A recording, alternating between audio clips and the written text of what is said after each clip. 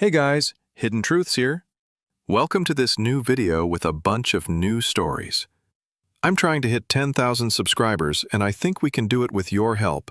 So please subscribe. It would honestly mean a lot to me. Now, let's get right into the stories. The hallway was beige, carpeted, quiet in that way hotels always are at 11:47 p.m. Too quiet for what we were doing. I remember her lanyard was still around her neck. Mine was stuffed in my blazer pocket like hiding it could undo the stupid toast we'd made at the rooftop bar earlier, to chemistry we'll never act on. We acted on it. That night, and the next morning when I stood in front of the mirror brushing my teeth in a hotel bathroom that wasn't mine. My name's Alex Grant. I'm 36. Married to Priya for 9 years. We have a 6-year-old son, Noah, who has her smile and my stubbornness. I'm not going to make this poetic. It wasn't a whirlwind or a slow burn. It was poor judgment, opportunity, and 1,000 tiny yes I didn't stop from becoming a no I couldn't take back. It started during a quarterly offsite. We were in Denver, neutral city, plenty of conference rooms, drinks after sessions. She worked in a different department. Funny, sharp, had that easy way of being present without pushing. The flirtation was light at first. Jokes during breakout sessions, a side text during a dull keynote. It wasn't fireworks, but it was attention, and I let it settle into the cracks I hadn't even realized were showing. The work trip a few weeks later wasn't necessary. I could have zoomed in. But I said yes. That's when the line stopped being blurry and just got crossed. And the minute it was, the clock started ticking. I knew I wasn't going to keep it going, not because I didn't care, but because I cared too much about the life I'd already built. Because Noah was still drawing family portraits with 4 people in them, not 3. Because Priya still laughed in her sleep sometimes, and I hadn't told her in years. I ended it within the week. No big drama. Just a quiet, I can't. She understood, which almost made it worse. But the rot was already in the floorboards. You know how it is, once you've lied, even by omission, you start noticing how many places a truth can leak through. A receipt showed up in the mail, hotel chain loyalty program. I'd used the wrong card. Priya didn't say anything, but I saw the envelope move from the kitchen island to her desk and back again before disappearing. A photo went up on the company site from the off-site wrap party. Group shot. Everyone smiling. But someone had cropped the original awkwardly, and if you zoomed in, the edge of a wineglass I'd been holding was still visible next to someone's hand that wasn't Priya's. She didn't say anything about that either. A calendar icon she clicked through on my laptop by accident, it had a past event marked, catch-up drinks cocktail glass. Just a line. But her eyes paused on it like she wanted it to explain itself. I started rehearsing what I'd say. Then I stopped rehearsing and started writing. I wrote it down, everything. Not to dramatize it, not to beg. Just so I wouldn't spin it when the moment came. I didn't want to say, we were drifting. We weren't. We were just busy, like everyone. I didn't want to say, it just happened. It didn't. I walked into it with my eyes open. The paper had dates, facts, and one sentence that mattered. I'm telling you because you deserve to hear it from me, not find it in the wreckage. I folded it and put it in a drawer. And then I picked a day. I'd rather tell my wife the worst thing I've ever done than let her find it out in pieces. That's where we were. And if there was any way to start climbing out of it, it was going to be by walking through it, without pretending the smoke didn't smell like fire. We waited until Saturday. Not because it was convenient, but because Noah was staying overnight at Priya's sister's place. I didn't want his questions in the next room. I didn't want his bedtime story competing with the sound of a marriage snapping, even if quietly. We sat at the kitchen table. No wine, no soft lighting, no cushion for what was coming. Just the overhead light buzzing faintly and the click of the fridge every few minutes. I had the folded paper in my hand, but I didn't read from it. I cheated, I said. I watched the words land. Priya didn't flinch, didn't blink. She looked at me like someone trying to understand a noise from another room. Not scared, just trying to name it. She asked, "Are you still seeing her?" "No," I said. "It ended before you even noticed something was off." "But I still did it." "Was it just once?" "More than once," I said. "But not for long." "It wasn't a long thing." She nodded once. "Then, did you love her?" "No." That's when I felt it, the panic rising in my throat like it wanted to make me talk faster, qualify everything, soften it. I didn't let it. The truth is ugly and awkward and doesn't need polish. It needs air. She stood up and walked to the sink. Stared out the window for a few seconds like she was watching something come into focus. I figured something was wrong. But I thought maybe it was just stress. Or burnout. "It was both," I said. "But that's not why I did it." She didn't respond. Just crossed her arms and leaned against the counter, looking everywhere but at me. I let the silence sit. That night, we didn't sleep in the same room. We didn't even discuss it. I took a pillow and the folded-up twin quilt from the linen closet and went to the office. Slept on the carpet. Not because she asked. Because the bed felt like theft. The next morning, we sat down again, this time with a notebook. We wrote out a week-by-week plan. Noah's drop-offs, pick-ups, who made lunches on which days. Who'd handle school emails and bath time and library returns.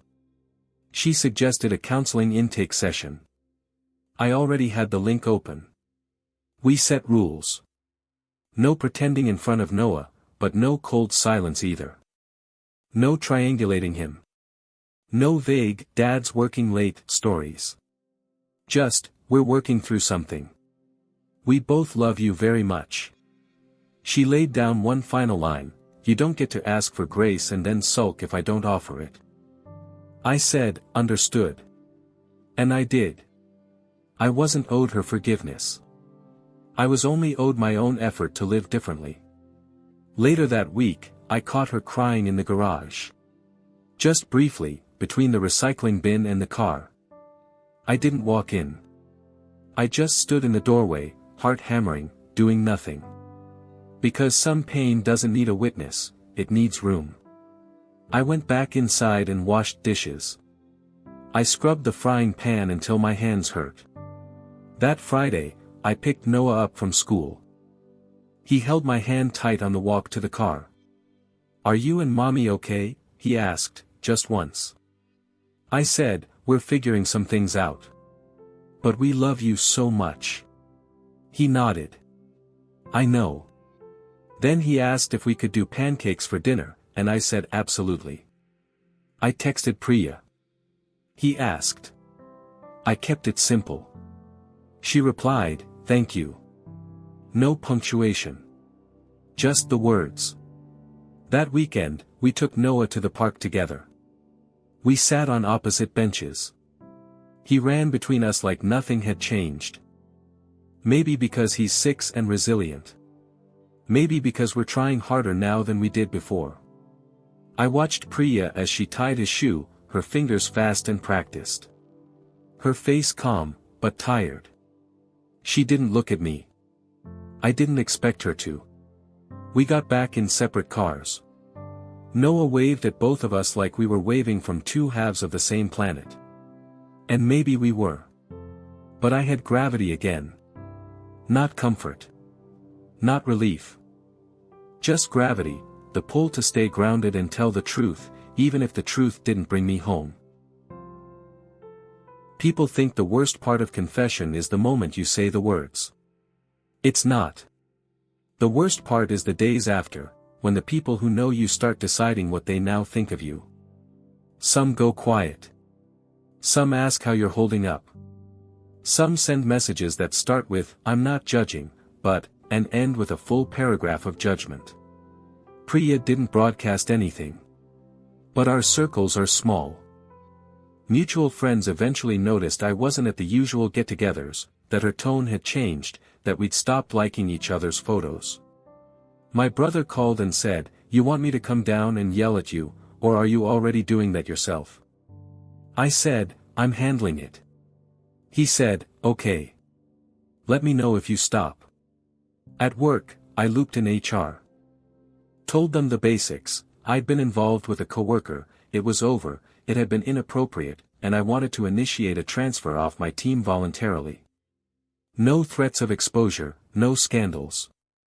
Just discomfort, and the knowledge that working in adjacent roles with someone I hurt, and who helped me hurt my marriage, wasn't sustainable. HR moved faster than I expected. Within 2 weeks, I was reassigned to another region's project stream. Same title, new faces. I kept my head down. Logged my hours. Answered what I was asked.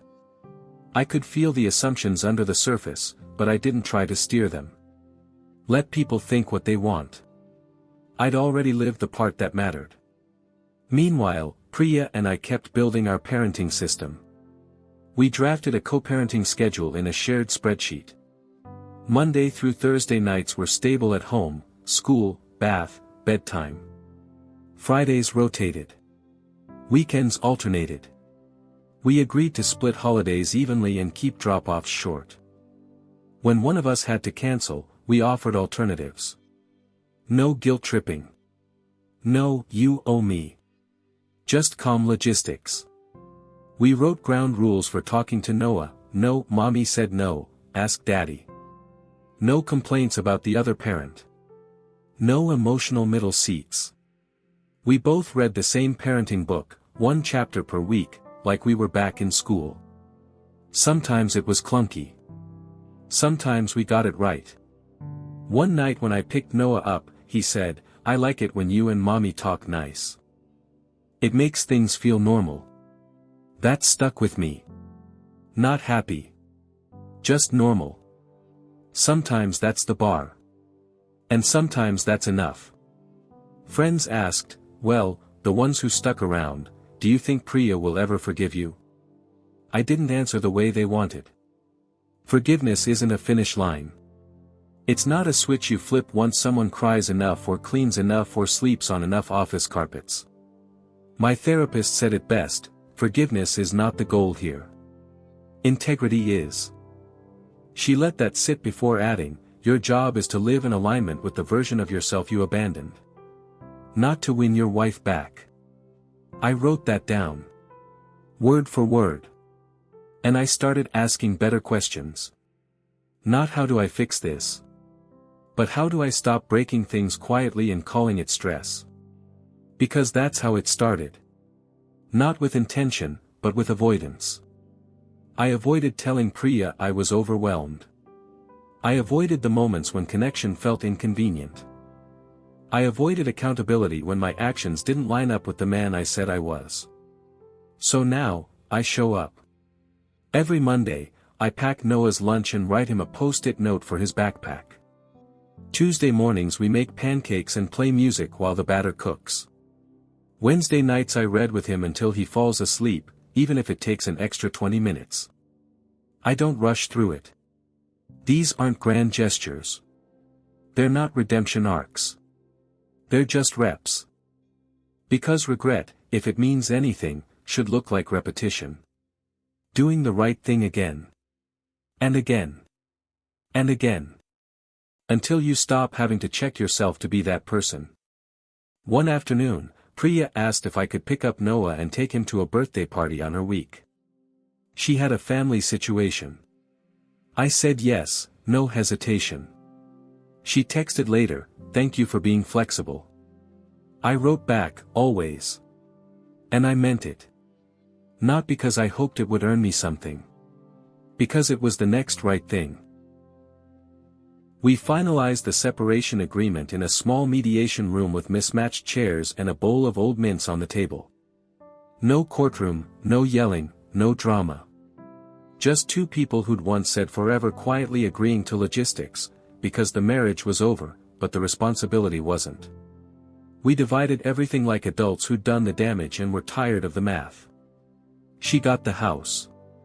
It made sense. Noah's school was around the corner, his room was already set. I took the old car, the patio chairs, and my books. We each kept our own passwords. Bank accounts were split. So was the storage unit. And the coffee grinder. We both paused. That thing had been with us since year one, wedding registry item we actually used. She smiled, just a little. You take it. I already switched to pods. I almost made a joke. That's worse than what I did. But I didn't. I said, thanks. My new apartment isn't fancy. 2 bedrooms, 1 bathroom, slightly crooked floor tiles. But Noah likes that the elevator buttons light up.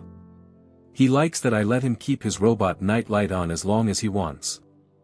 We built new routines without saying the word new. Thursday pancakes stayed. Saturday library runs became a thing, he picks 2 books and I pick 1. When he's with Priya, I send him voice memos instead of texts. He sends back little audio clips, "Hi Daddy, I saw a squirrel today," or "I beat my level in the dinosaur game." I save every one. We make space for each other now, even from across different zip codes. And that's the shape of our family now, separated, not scattered. There are moments, sure, when it still punches me. Like when I drop him off and walk back to a silent apartment. Or when I find old vacation photos still saved in my phone and forget for a second what year they're from. Or when Priya laughs at something during a handoff, and for a second I remember who we were before we had to become co-parents instead of partners. But I don't linger. Regret is real, but it's not supposed to be a hobby. You don't keep polishing it to make it feel noble. You just carry it long enough to build something better. Sometimes people ask, are you and Priya friendly now? I say, we're respectful. We work hard at it.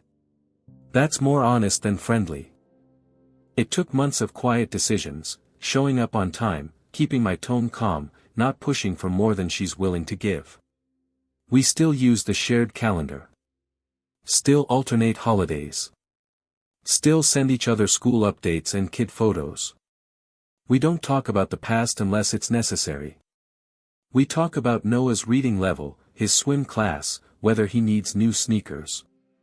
And that's okay. We're not rewriting the story. We're just trying not to tear out more pages. Some nights, after Noah's asleep, I make tea and just sit. No TV, no music. I think about how fast everything broke and how slow it is to build anything real again. I used to think redemption was about being forgiven. Now I think it's about becoming someone who doesn't need to be. I make my bed every morning. I write lists. I answer texts I used to ignore. I call my parents more often. I keep my promises to myself, even the small ones. Like, flossing. Like, not reopening old messages. Like, not hoping for some dramatic reconciliation scene where everything gets wrapped in a bow. Noah's already adjusting. Kids are better at that than we are. He has 2 homes now, 2 routines, 2 sets of Legos. What he doesn't have is tension. We've kept that out of his way. And sometimes, that feels like the best thing I've done this year. Not fixing my marriage. Just not making my kid carry the weight of it. I saw Priya at the grocery store recently. No Noah. No weirdness. Just 2 people in the frozen foods aisle comparing breakfast waffles. She said, he still talks about your pancakes like they're magic. I smiled. That's because he helps with the syrup. We stood there for a beat too long. Then she said, you seem more grounded lately.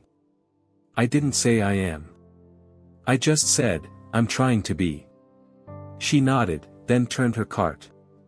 See you Saturday. Yeah, I said. See you. Some doors don't slam, they just stop opening when you finally learn how to knock. I knock now. Even when I know there's no answer waiting. Because showing up with your whole self still matters. Even if the door stays closed.